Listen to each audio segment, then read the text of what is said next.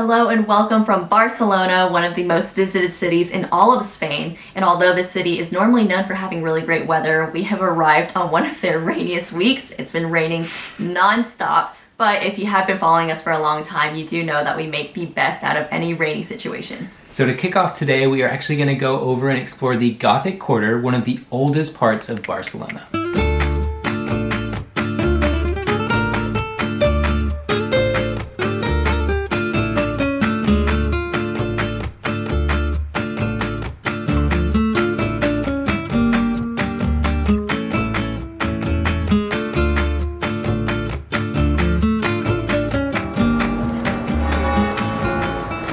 Behind me is the Cathedral of Barcelona, and in order to get here we had to walk through the Gothic Quarter, which is the oldest part of Barcelona. And what was really cool about it is some of the buildings are so old that they're starting to sway in one direction, so if you were to look up you can actually see the building above you because it's leaning.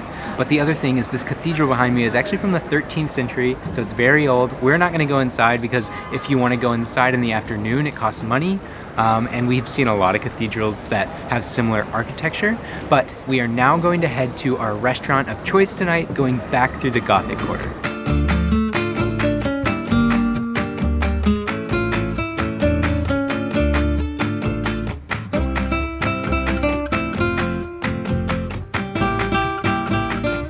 Approaching our very first sighting of one of Gaudi's works. This is Palau Güell, an older piece of his, and it was built for the Güell family residency back in the day.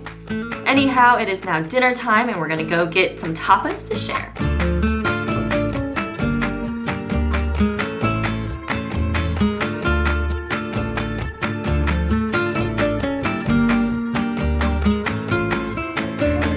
We got a wide variety of different Spanish tapas, starting off with some fried calamari, and we also got some Andalusian baby squids, and then also some Iberian ham croquets.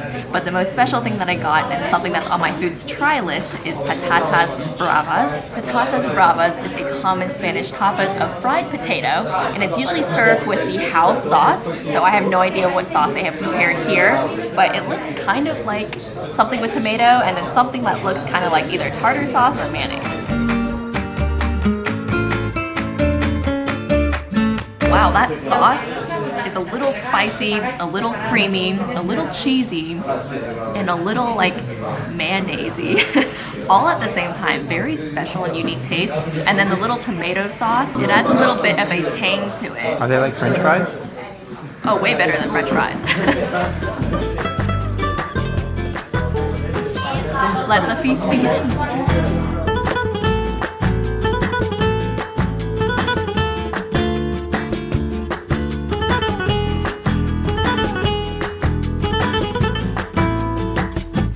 Well friends, the tapas were very filling. We were both stuffed to the brim, but I think we're going to call it a night and we'll see you guys tomorrow. Good night. Good morning. We have just left our hotel and we are heading over to the Mercat de la Boqueria in order to get some lunch before heading to the Sagrada Familia.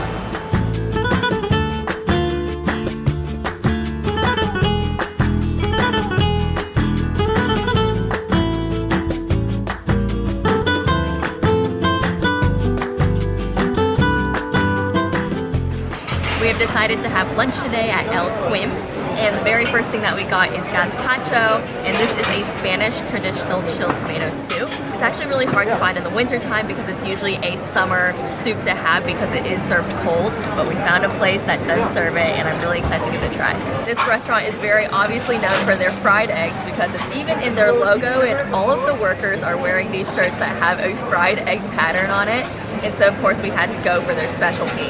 So their most famous specialty from the fried egg selection is the one with the baby squids. And as you can see, there is a tower of baby squids on top of 2 fried eggs. And apparently it matches really, really well. And then the next thing that we got is the Iberian ham with the fried eggs. I want to first note that gazpacho was the best tomato soup I've ever had in my entire life. Definitely going to try to make it by myself when I go back home. And now I'm going to give their little baby squid and fried egg dish a try.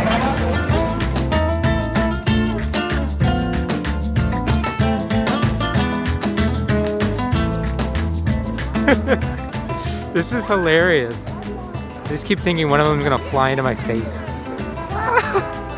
There's no reason that there should be so many pigeons here because no one's feeding them or anything. They're just all here.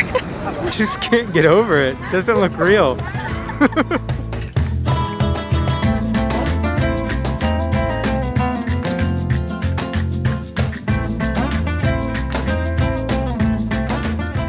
Pigeons were great, and we are now in front of another work of Gaudi's. This is Casa Bajo, an apartment building known for its irregular oval windows and flowing sculpted stonework. It's funky, super unique, and apparently there's even a dragon on top. We are hastily walking to the Sagrada Familia because we booked tickets online the night before for 2:30 and we need to get there on time. I actually don't think that you can buy tickets once you get there, so you want to do it in advance. We've been walking for about 45 minutes from our hotel all the way in the Gothic district, and we have officially made it. Oh, behind the tree.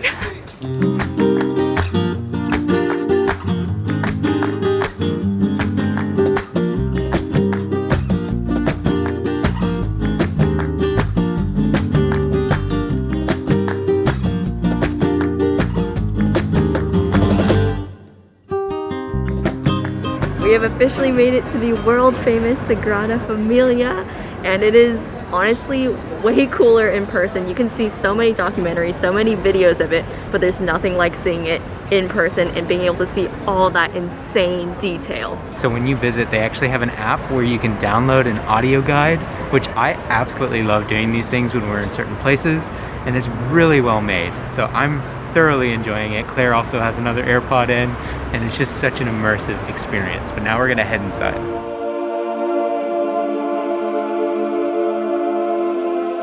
So a little history on the Sagrada Familia for you. Construction on the basilica began back on March 19th of 1882 by world famous architect Antoni Gaudi. It's the tallest religious building in Europe, where it will be once construction is finally finished. Construction on this building has been going on for 139 years at this moment in which we are visiting. Unfortunately, Gaudi died on June 10th in 1926 after being knocked down by a tram while making his way, as he did every evening, to the Sagrada Familia. But, fun fact, his body is now buried in the Sagrada Familia, the building that is said to be his life's work. We are inside the Sagrada Familia. Even though it looks amazing from the outside, you really do need to come in because it's a whole different experience in here. And although we were supposed to have rainy weather all day, the sun has come out, which is just such a blessing because it immediately illuminated the entire inside of the cathedral, and it's basically like we're walking through a rainbow. I'm in color heaven. I love it so much in here. And although the two towers are closed, so we can't really go up to see a view of Barcelona and the view from above, we still really are enjoying our time inside of the cathedral. Something else I want to add is on the outside of the cathedral, it is obviously very ornate, very detailed, with very hyper-realistic depictions of sculptures and different things. But once you come inside, he was heavily inspired by nature, and so it's kind of a lot more refreshing. All the stone is very clean, which allows the color to just reflect everywhere, and it's way brighter than other cathedrals that we've been in. And it's definitely what makes this place stand out a lot.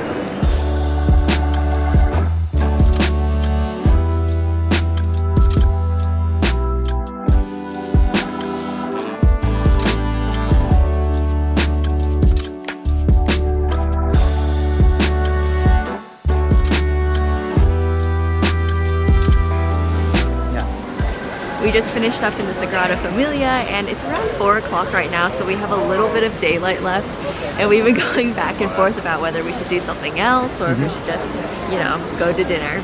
And we're thinking maybe we should go do something else because the sun is out and we really don't know if we're guaranteed more sun. Yes. So let's just go do it. So we are now going to try and figure out the metro system so that we can make it to Park Güell, another one of Gaudi's incredible architectural wonders.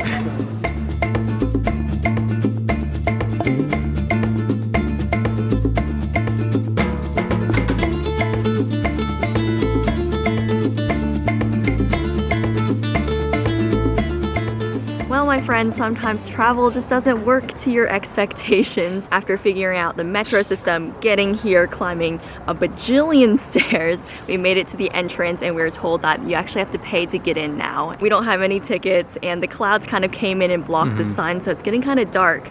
So we might have to change our plans. Yeah, we are talking about going tomorrow, but I'm a little bit nervous about doing that because it just cuts our train over to our next destination a little bit close. And I hate doing that. It just makes it more stressful if we are to visit this place. I don't want to be stressed about having to leave and be on time. Right. So we're gonna think it over. We might still do it, but it's just definitely another obstacle that comes with travel. Yeah, definitely. Well, we still have a lovely view even though the clouds have come in.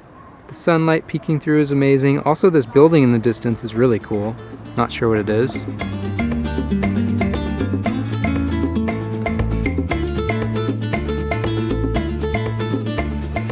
After one super simple train ride, it was just one direction the whole way. We are almost to our restaurant of choice. And something else I haven't mentioned is that it's actually Thanksgiving here today. But you can't really tell, obviously, because nothing's really shut down. But we're going to go celebrate. I'm still wearing my bag as I was on the subway, I just realized.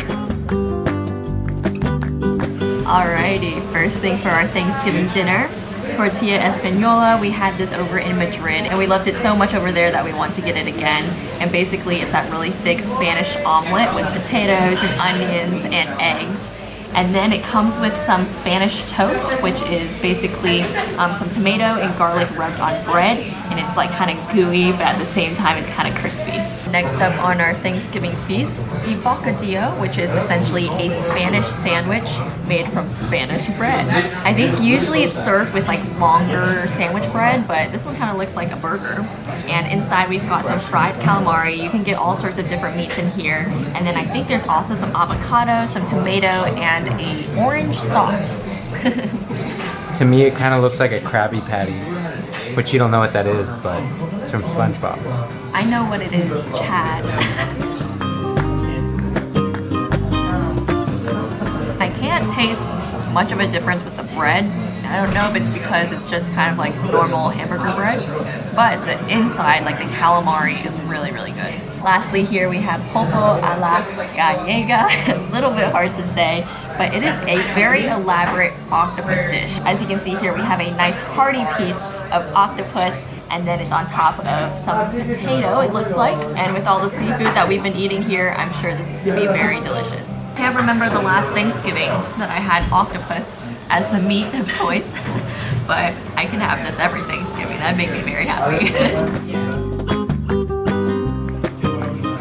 For the holiday, or even if it wasn't a holiday, we'd probably still get it, but we got a chocolate mousse, and I believe there's some chocolate cake on the bottom and some chocolate, like leche? Is that what she said? Looks good. I should make it smaller. That way I can have more bites. So we just finished dinner and came back to our hotel.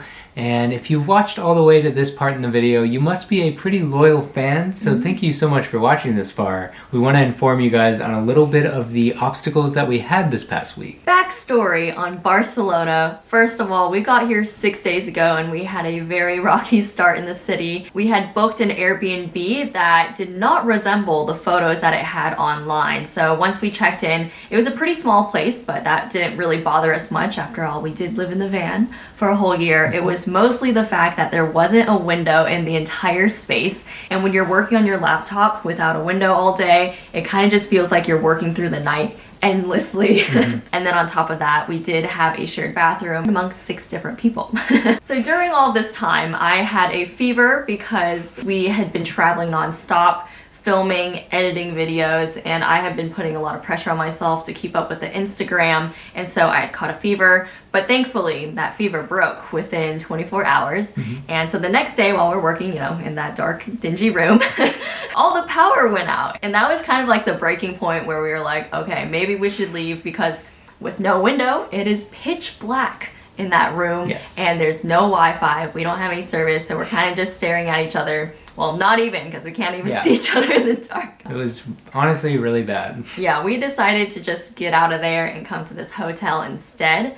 And once we got here, it was really nice to kind of take a moment to, you know, heal my body, for us to catch up on work. We slept for so long once we got here. And we were like, all right, let's start filming. But then it was raining nonstop every single day. And when it's raining, it's just really hard to capture beautiful videos. We just weren't able to do everything that Barcelona has to offer. Absolutely. So it's really difficult when Barcelona is definitely like hyped up. It has so many amazing things to see and experience, but we just didn't have enough time with the weather and with our own health. We had to sleep. We had to get our work done first. Yeah. At dinner, we were just kind of talking, saying like we were kind of bummed out that we weren't able to do everything that you guys were recommending us to do here, but that's just a greater reason to come back to Barcelona one day in the future. But keeping up with the Thanksgiving theme of the video, I am still really grateful that we got to see the Sagrada Familia and that we were even able to be in Barcelona in the first place. So thank you guys so much for following along on our adventure and just for being there for us, even during the harder times. Absolutely. And I'm glad that we can share the harder times with you guys and just be real about our daily lives and what it's like to actually travel full time, because it's not all smiles and daisies and rainbows. No, as much as we want it to be, it's definitely not. But I think we're going to end it here, and we will see you guys next time. Thank you so much, as always, for following along. Yeah, goodbye.